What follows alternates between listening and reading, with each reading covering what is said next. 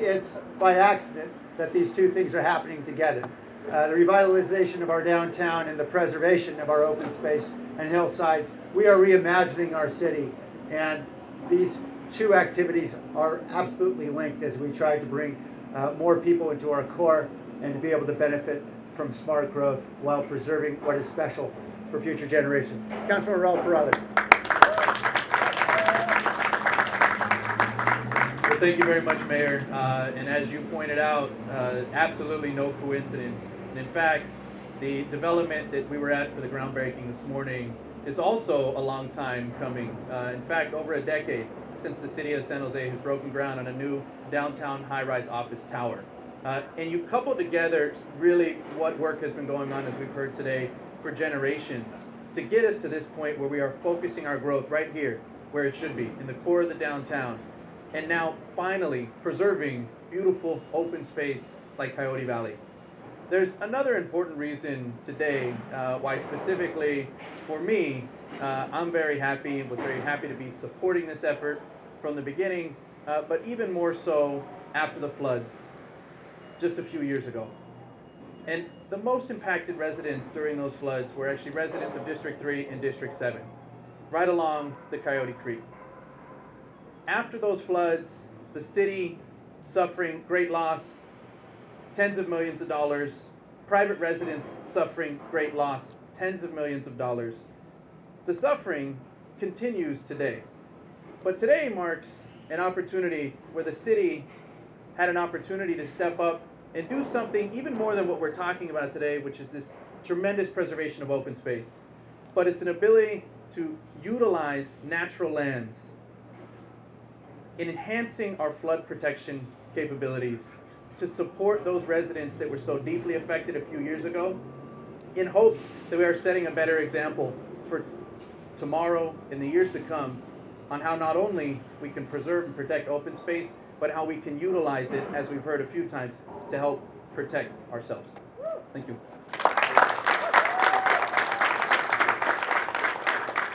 Well, thank you for your longstanding advocacy as well. And finally, a new council member who embraced the vision of Coyote Valley as soon as she had the opportunity to do so was Councilmember Pam Foley.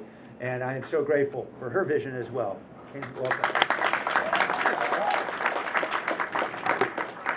It's a beautiful day in the neighborhood. As we come together to celebrate this momentous occasion of preserving and protecting Coyote Valley, I'm reminded of a time when I lived not far from Coyote Valley in San Martin. I used to work at a farm, and every day I would drive past Coyote Valley to get to the farm where I worked. I marveled at its beauty, although at the time I doubt that I knew it had a name, Coyote Valley. Today I am realizing again the beauty of Coyote Valley, but this time it has to do with the beauty in preservation, in maintaining this absolutely beautiful place. I'm proud to be a part of this effort to preserve this part of San Jose so that everyone can experience the peace and splendor of this open space. Today we rejoice and celebrate the diverse coalition of environmentalists, mothers, property owners, and state and locally elected officials, all with the common goal of preserving and protecting Coyote Valley. Thanks to the voters in passing Measure T, we are able to preserve Coyote. This is just the beginning as we create a plan to maintain a habitat welcoming and inviting to all to experience. Together, we will preserve the natural habitat for all creatures, great and small.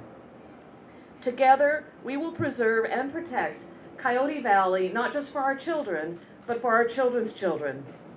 Today is the day we finally vote to preserve a natural gem, Coyote Valley, a place that reminds us of our roots in the Valley of Heart's Delight. Thank you for all being part of it. All right. Thank you, Councilmember Foley. So that brings our press event to a conclusion, but the celebration continues. And of course, if you want to call it a celebration, we'll be having a council meeting shortly, and we'll be discussing this some more. And you're welcome to join us, Senator. You know, I will just say I'm reminded of a conversation I had with Scott Green, who leads up all of our environmental efforts on my team. And, you know, we reflected a few months ago on the fact that we do a lot of things in the city. We don't really know what the impact's going to be on anyone, you know, from 1 week to 1 month, because we're living in a very dynamic, fast-shifting world.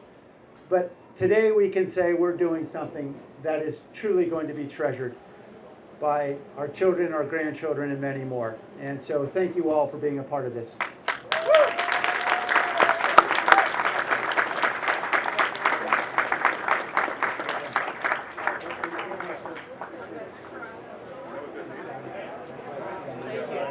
Think of this when you're writing those big checks.